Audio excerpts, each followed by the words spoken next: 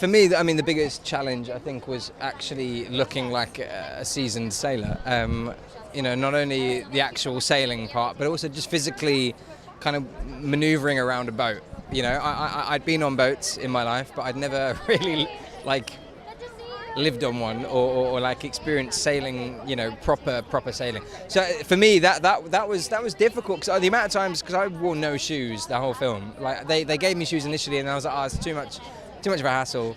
The amount of times I stubbed toes and like stood on the wrong thing.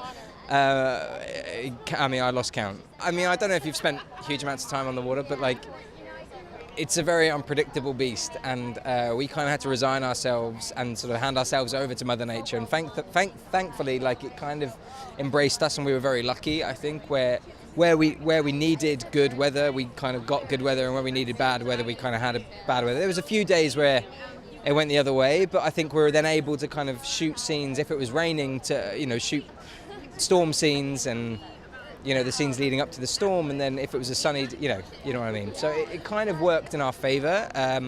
But of course, every day was different. Every day was so different, and we were relying so much on natural sunlight because we weren't shooting on a studio. We used natural light, and I think it's crazy when you rely that heavily on Mother Nature, because it is not in your control.